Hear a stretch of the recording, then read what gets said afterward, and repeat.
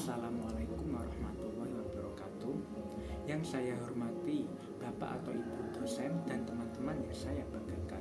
Pertama-tama, marilah kita panjatkan puji syukur atas kehadiran Allah SWT, atas rahmat dan karunia-Nya kepada kita sehingga kita bisa berkumpul di sini dalam keadaan sehat walafiat. Sholawat serta salam marilah kita haturkan kepada junjungan kita Nabi Muhammad SAW. Semoga kita bisa mendapat syafaatnya di akhirat kelak. Pada hari ini, saya ingin memberikan pidato yang bertema pentingnya menjaga kesehatan untuk masa depan. Tahukah kamu bahwa pemerintah akan mencanangkan visi Indonesia Emas 2045 sebagai kado yang indah 100 tahun kemerdekaan Indonesia. Tapi apakah kamu tahu Indonesia Emas 2045 tidak akan terrealisasi apabila negara ini tidak memiliki SDM yang unggul. SDM yang unggul bisa terjadi apabila kita mempunyai pemuda-pemuda yang sehat dan kesehatan itu meningkatkan produktivitas. Karena kesehatan adalah investasi masa depan dan menjadi fondasi penting untuk mencapai kesejahteraan nasional. Menurut Survei Kesehatan Indonesia tahun 2023, prevalensi hipertensi pada kelompok usia 18-24 tahun mencapai 10,7%. Hal ini cukup mencengangkan karena hipertensi adalah penyakit yang tidak menular dan biasanya dialami oleh orang tua. Tetapi kini hipertensi menyerang para pemuda yang usianya masih produktif.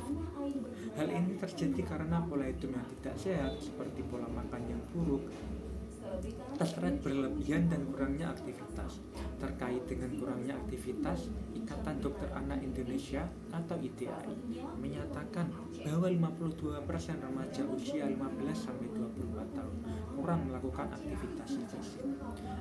Artinya separuh dari kita masih lebih banyak duduk, bermain gawai, dan rebahan daripada bergerak aktif. Padahal kurang gerak bisa meningkatkan risiko penyakit kronis di usia muda seperti obesitas dan diabetes. Selain masalah fisik seperti hipertensi dan kurang aktivitas, kita juga harus menjaga kesehatan mental.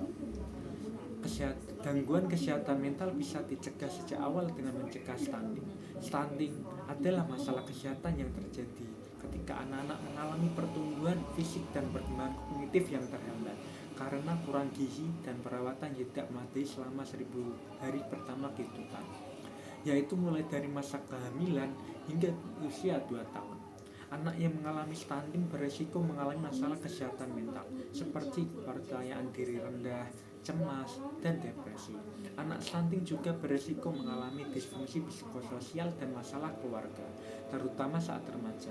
Penanganan stunting tidak hanya akan meningkatkan kualitas hidup anak-anak Indonesia, tetapi juga berkontribusi pada perkembangan ekonomi dan sosial berkelanjutan di masa depan. Teman-teman yang saya banggakan, dari apa yang sudah kita bahas, jelas bahwa menjaga kesehatan bukan hanya tentang tubuh yang kuat hari ini, tetapi juga menjamin masa depan yang sehat dan berkualitas. Mulai dari diri kita sendiri hingga generasi berikutnya, kesehatan harus dijaga sejak dini, baik fisik maupun mental. Salah satu langkah penting adalah menjaga stunting sejak awal kehidupan. Anak-anak yang tumbuh sehat dan cukup gizi akan menjadi generasi yang cerdas, percaya diri, dan produktif di masa depan. Sebaliknya, jika kita abai, maka bukan hanya individu yang rugi, tetapi juga masa depan bangsa. Karena itu, mari kita sama-sama berkomitmen untuk menjaga pola hidup sehat dengan memperhatikan gizi, menjaga aktivitas fisik dan olahraga, dan peduli terhadap kesehatan mental serta tumbuh kembang anak-anak Indonesia.